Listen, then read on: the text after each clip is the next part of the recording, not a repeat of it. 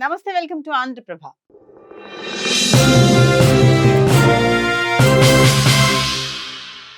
తమిళనాడులో political heat కొనసాగుతోంది. కరూర్ ఘటన తర్వాత టీవీకి అధినేత దళపతి విజయ్ వ్యూహం మారిందా అంటే అవుననే అనిపిస్తుంది.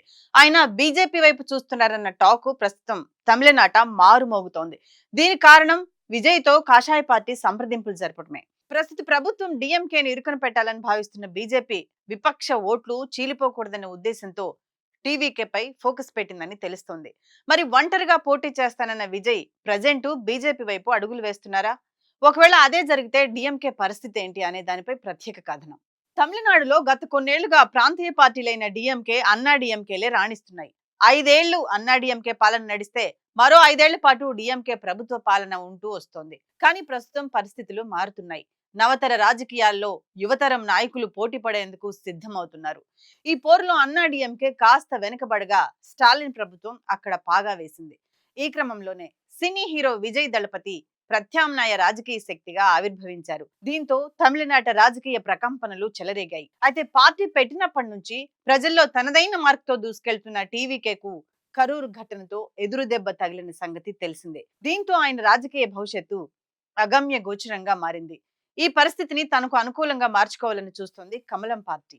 నిజానికి అక్కడ వచ్చే ఏడాది అసెంబ్లీ ఎన్నికలు జరగనున్నాయి. ఈ క్రమంలోనే తన అవకాశాలను మెరుగుపరుచుకోవాలని భావిస్తోంది బీజేపీ. విజయ్ ను తన వైపు తిప్పుకునే ప్రయత్నాలు చేస్తుందని తెలుస్తోంది.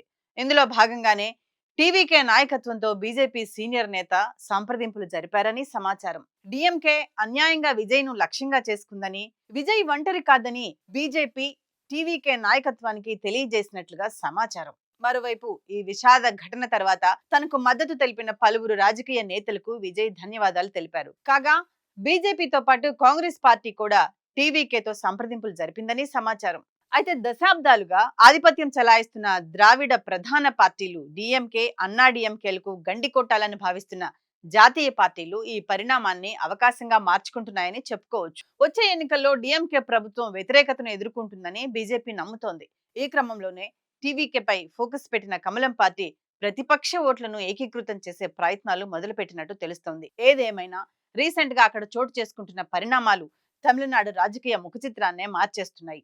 ఈ క్రమంలోనే 2026 ఎన్నికల్లో సింగిల్ గా పోటీ చేస్తానన్న విజయ్ సైతం ప్రస్తుత పరిస్థితుల నేపథ్యంలో వ్యూహాలను మార్చే అవకాశం లేకపోలేదు. ఇదిలా ఉండగా కరూర్ తొక్కిసలాట ఘటన తర్వాత బీజేపీ నేతృత్వంలోని ఎన్డీఏ తన ప్రతినిధి బృందాన్ని ఆ ప్రాంతానికి తరలించింది. అంతేకాదు ఫస్ట్ నుంచి ఈ ఘటనకు అసలు కారణం డిఎంకే అని ఆరోపిస్తోంది.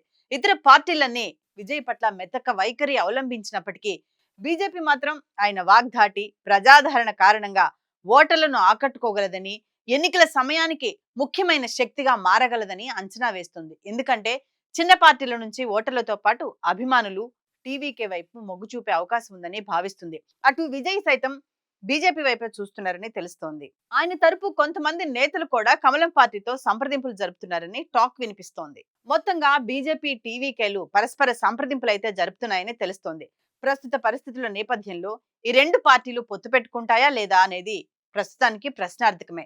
కానీ ఇదే నిజమైతే, అంటే బీజేపీతో టీవీకే జత కడితే అది డిఎంకేపై వ్యతిరేక ప్రభావాన్ని చూపించడం ఖాయం. దీని వలన రానున్న ఎన్నికల్లో ఓట్లు చీలిపోయే అవకాశమే కాదు, ఓటమి ఎదురైనా సరే ఆశ్చర్యపడాల్సిన అవసరమే లేదు. మరి బీజేపీ, టీవీకే సంప్రదింపులు ఫలిస్తాయా లేదా?